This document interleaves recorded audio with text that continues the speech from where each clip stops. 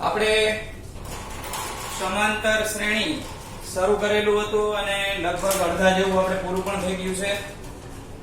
સમાંતર શ્રેણી ચેપ્ટર ની અંદર પદ મેળવવાના દાખલાઓ જે છે એ આપણે લગભગ પૂરા કરી નાખ્યા અને 5.3 ની અંદર સરવાળા શોધવાના દાખલા એટલે કે આ શ્રેણીના પદના સરવાળા મેળવવાના દાખલા જે છે એ આપણે પહોંચેલા હતા.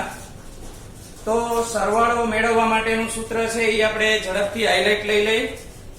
લાસ્ટ ટાઈમ મેં તમને ઉદાહરણ આગલા લેક્ચરમાં કરાવેલા હતા અને આ ઉદાહરણોની અંદર મેં તમને સરવાળા માટેના અમુક સૂત્રો લખાવેલા હતા. થોડાક વિશિષ્ટ સૂત્રો પણ આપણે કરેલા હતા કે જેની અંદર આપણે યુગ્મ સંખ્યાઓનો સરવાળો, પ્રાકૃતિક સંખ્યાઓનો સરવાળો, અયુગ્મ સંખ્યાઓનો સરવાળો કેવી રીતે મળે એ આપણે જોયેલું હતું.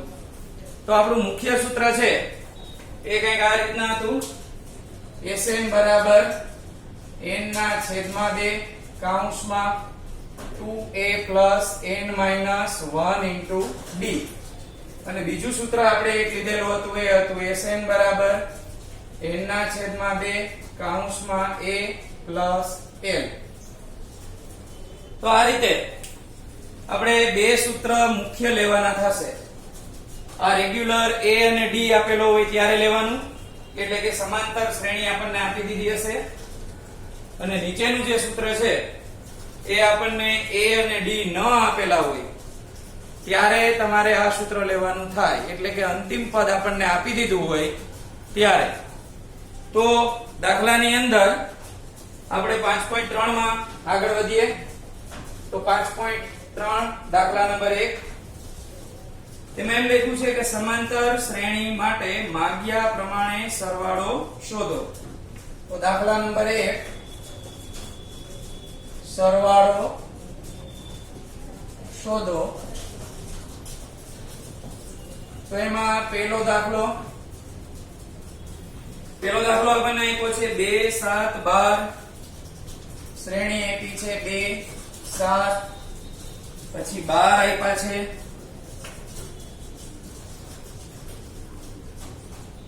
10 પદ સુધી. તો આ રીતે આપણે 10 પદ સુધી આપણે એનો સરવાળો જોઈએ છે. તો અહીંયા આગળ સૌથી પહેલા આપણે ડેટા ક્લિયર કરીએ. તો દાખલામાં a બરાબર આપણે થશે 2, b બરાબર થશે 7 માંથી 2 બાદ કરીએ તો 5, n એટલે આપણને 10 પદ સુધી આપેલું છે એટલે n બરાબર 10 અને s10 મેળવવાના છે. s10 પદનો સરવાળો. તો દાખલામાં આપણે આગળ વધીએ Sn વાળું સૂત્ર લઈને. Sn બરાબર n ના છેદમાં 2 કૌંસમાં 2a plus n minus 1 into d. Sn એટલે s10 10/2. અહીંયા 2a એટલે 2 આપેલા છે, n એટલે 10 અને d એટલે 5. 10 ભાગ્યા 2 કરીએ તો આપણને 5 મળશે. 2 2 4 થઈ જશે પ્લસ 10 માંથી 1 બાદ કરીએ તો 9 મળે અને 9 નો 5 વડે ગુણાકાર કરવાનો છે. તો 9 5 45 થઈ જશે. 4 અને 45 નો સરવાળો કરીએ તો આપણને મળે 49 અને આ 49 નો આપણે 5 વડે ગુણાકાર કરીએ તો 9 5 45 વધી 4 4 5 20 અને બીજા 4 એટલે 24.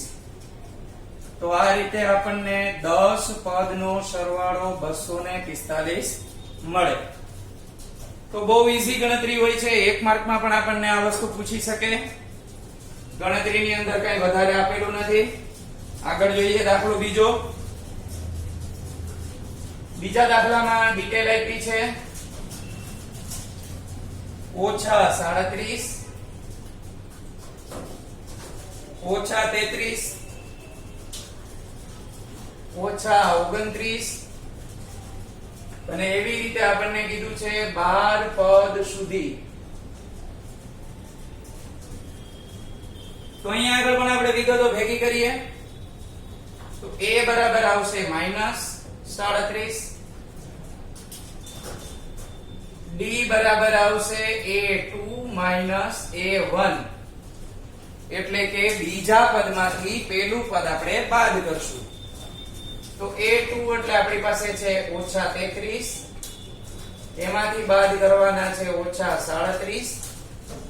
ગણતરી એટલે સમજાવું છું કે આમાં બે નિશાનીઓ માઈનસ ની ભેગી થાય છે, તો માઈનસ માઈનસ થઈ જશે પ્લસ, અને હવે આપણે ચેક કરીએ તો પ્લસ અને માઈનસ બંને પાછા ભેગા થયા, તો 37 માંથી 33 જાય તો 4 વધશે મોટા પદની નિશાની સાથે, તો d ની કિંમત આપણને 4 મળે. ત્યાર પછી જોઈએ તો 12 પદ સુધી કીધું છે, એટલે એનો અર્થ એમ થાય કે n બરાબર 12 લેવાના છે. તો આપણું સૂત્ર Sn બરાબર n ના છેદમાં 2 કૌંસમાં 2a plus n minus 1 into d. n ની કિંમત આપણી પાસે 12 આપેલી છે, તો S 12 ના છેદમાં 2, a ની કિંમત -37 વત્તા 12 ઓછા 1, d એટલે 4. 12 ભાગ્યા 2 એટલે 6 મળે. 37 ગુણ્યા 2 કરીએ આપણે તો 7 2 14 નો ચોગડો વધી 1, 3 2 6 અને 1 7. માઈનસ કરશું 74, કારણ કે અહીંયા આગળ ગુણાકાર છે એટલે એક પદ માઈનસ હોય એટલે આખું પદ માઈનસ થઈ જાય. 12 માંથી 1 બાદ કરીએ તો આપણને 11 મળે. 11 ગુણ્યા 4 કરવાથી 44 મળશે. તો 44 અને 74 પ્લસ અને માઈનસ છે, તો માઈનસ પ્લસ માઈનસ આપણે બાદબાકી કરવાની થશે અને જવાબને માઈનસ ની નિશાની આપવાની થાય. 4 માંથી 4 જાય તો 0 મળે, 7 માંથી 4 જાય તો 3 મળે, ઓછાની નિશાની. 30 ગુણ્યા 6 એટલે 180, તો આપણને 12મા પદ સુધી સરવાળો મળે -180. તો આ રીતે આપણને પૂરેપૂરી ડિટેલ બધા સ્ટેપ સાથે લખીએ એટલે આપણને અંદાજ આવી જાય, ક્યાંય સ્ટેપ ઘટે નહીં. આગળ આપણે જોઈએ ત્રીજો દાખલો.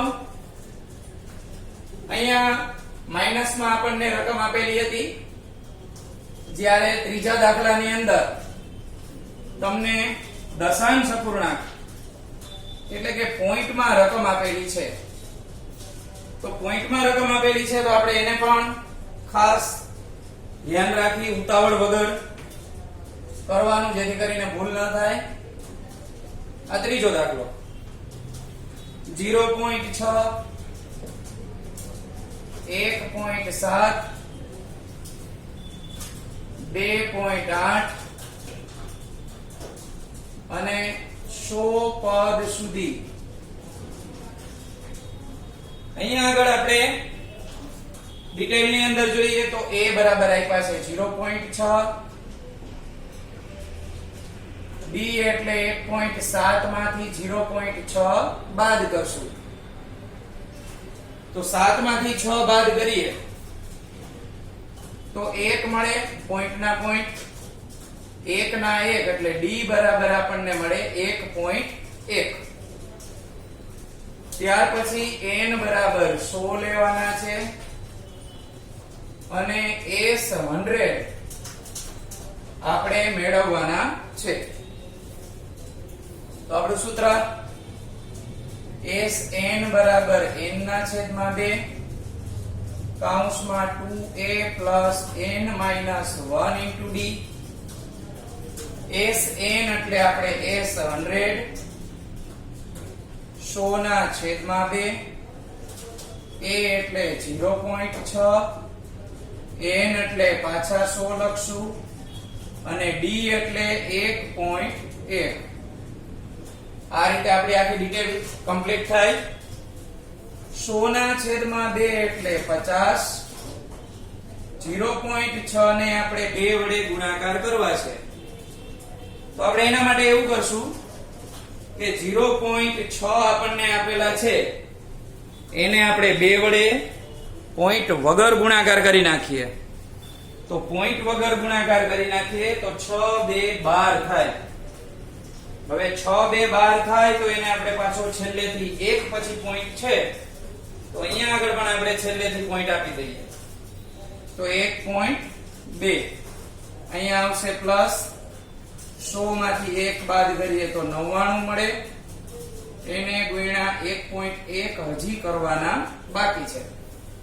તો આપણે 99 ગુણ્યા 1.1 નો જવાબ જોઈએ છે. તો 99 ગુણ્યા 1.1 કરવાને બદલે હમણાં મેં વાત કરી એવી રીતે સાદો ગુણાકાર કરી નાખશું અને આ સાદા ગુણાકારને એના દશાંશ ચિહ્ન મુજબ પોઈન્ટ આપી દેશું. તો હું 99 ગુણ્યા 11 કરું છું. 9 એકા 9 અને 9 એકા 9. અહીંયા આગળ ફરીથી એવી જ રીતે અહીંયા 9 ના 9 9 ને 9 18 વધી 1 1089 મળ્યા. આ 1089 ને છેલ્લેથી 1 પોઈન્ટ આપી દઈએ. તો આ છેલ્લેથી 1 પોઈન્ટ આપી દઈએ તો અહીંયા મળે આપણને પોઈન્ટ. તો ગુણાકાર થશે 108.9. તો આ 50 ને એમનેમ રાખશું.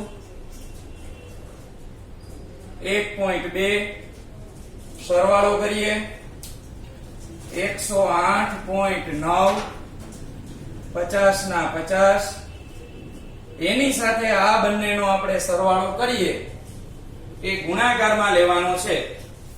તો 108.9 ની અંદર આપણે 1.2 ઉમેરી દઈએ. આ 1.2 ઉમેરું છું. 9 ને 2 11 નો એકડો વધી 1 8 ને 1 9 ને 1 10 પોઈન્ટ આવતા હોય અહીંયા પોઈન્ટ મૂકી દેવાના. આ વધી નીચે ઉતરી જાય અને 1 ના 1 તો 110.1 એવું આપણને મળે. 110.1 આ 110.1 છે એનો પોઈન્ટ કાઢવો હોય તો આપણે છેદમાં 1 10 લખીએ. મોઢે ગણતરી કરીએ છીએ આપણે 10 લખવા નથી. તો આની નીચે આપણે 10 લખીએ તો 10 નો 0 અને 5 નો 0 કટ થઈ જાય એટલે આપણને મળે 5 ગુણ્યા 1101. તો આ 1101 ને આપણે 5 આરે ગુણાકાર કરવાના છે. પોઈન્ટ આપણે કાઢી નાખ્યો છે. 1 5 5 0 5 0 અને 11 5 55 એટલે કે આપણને મળે 5505. તો અહીંયા આગળ આપણે લખી નાખીએ કે ભાઈ આ શ્રેણીના 100 પદનો સરવાળો 5505 થાય. તો ગણતરીની અંદર અઘરું કઈ આવતું નથી. માત્ર પ્રેક્ટિસ, નિશાનીના નિયમો, ગુણાકાર, સાદા, ભાગાકાર આ બધો આપણો પાયો છે. મોટાભાગના વિદ્યાર્થીઓને તકલીફ ત્યારે જ પડશે જ્યારે એ ગુણાકાર ભાગાકારમાં ક્યાંક લખવામાં ભૂલ કરી નાખે. એટલે આમાં ઉતાવળ નહીં કરવાની. ત્યાર પછી આપણે ચોથો દાખલો લઈએ. તો 1 ના છેદમાં 15 1 ના છેદમાં 12 1 ના છેદમાં 10 અને આવી રીતે 11 પદ સુધી આપણે સરવાળો કરવાનો છે. ચાલો તો આપણે ધીમે ધીમે તમે જોતા હશો કે પહેલા સાવ સાદી રકમ આપી દીધી, પછી સ્ટેપ બાય સ્ટેપ પૂર્ણાંક આવતી ગઈ, દશાંશ વાળા, આ અંશ અને છેદ અપૂર્ણાંક વાળા દાખલા આવતા ગયા. આપણે લઈએ આની અંદર તો સૌથી પહેલા a તો આપણને ઈઝીલી મળી જશે કે ભાઈ a બરાબર 1 ના છેદમાં 15. હવે આપણે d મેળવવાનો છે. તો ડી માટે આપણે બીજા પદમાંથી પેલું પદ બાદ કરવાનું છે. તો આ બીજા પદમાંથી પેલું પદ બાદ કરવા માટે આપણી પાસે છેદ સરખા નથી. હવે જો છેદ સરખા ન હોય તો એની બે રીત છે. કાં તો તમે ચોકડી ગુણાકાર લઈ શકો અથવા તો તમે એનો લસા લઈ શકો. પણ મોટા ભાગે વિદ્યાર્થીઓને ચોકડી ગુણાકાર વધારે મગજમાં બેસતો હોય. તો આપણે એ જોઈએ. 15 એકા 15 અહીંથી શરૂ કરવાનું ચોકડી ગુણાકારમાં, આમ નહીં જવાનું. પેલા 12 એકા 12 નીચેના પદનો ગુણાકાર આપણે નીચે કરવાનો થાય. તો 15 ગુણ્યા 12 થશે 180. 15 માંથી 12 બાદ કરીએ તો આપણને મળે 3. એના છેદમાં 180 આવ્યા. 3 6 18 થાય એટલે કે 1 ના છેદમાં 60. આવી કિંમત આપણને ડી બરાબર મળી. હવે આપણે n જોઈએ.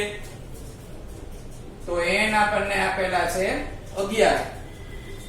સૂત્ર લખીએ આપણું Sn બરાબર n ના છેદમાં 2 2a plus n minus 1 into d. હવે આની અંદર n ની કિંમત મૂકવાની છે 11. તો S 11 બરાબર 11 ના છેદમાં 2. a ની કિંમત આપણને આપેલી છે 1 ના છેદમાં 15. જો આ 2 ની જગ્યાએ 2 લખ્યા. a ની કિંમત અહીંથી જોઈને લખી. અહીંયા આપણે પહોંચ્યા છીએ પ્લસ n ની કિંમત 11 આપેલી છે. તો હવે કૌંસમાં આપણે લખીએ 11 ઓછા 1. d ની કિંમત આપણી પાસે છે 1 ના છેદમાં 60. તો અહીંયા 1 ના છેદમાં 60. હવે આ મોટો કૌંસ પૂરો થયો. હજી માત્ર આપણે ખાલી આની અંદર સૂત્રમાં કિંમતો મૂકી. હવે આ કિંમતનું સાદું રૂપ આપણે આપીએ. તો 11 ના છેદમાં 2 છે એને આપણે એમનેમ લખશું, કારણ કે આના છેદ ઉડાડી શકાય નહીં. અહીંયા તો ગુણાકાર કરીએ તો 2 એકા 2 2 ના છેદમાં 15. પછી પ્લસ કરશું. હવે આપણને 11 માઈનસ 1 મળ્યા છે એ થશે 10. હવે આ 10 ઉપર અંશમાં ગુણાકાર કરે તો 10 ના છેદમાં 60 આપણને મળે. અહીંયા આગળ આપણે તમે જોઈ શકો છો કે અહીંયા છેદ નથી ઉડતા, પણ અહીંયા તો છેદ ઉડી જાય એટલે કે 0 0 થઈ જશે. તો આ 0 0 કટ કરી નાખીએ.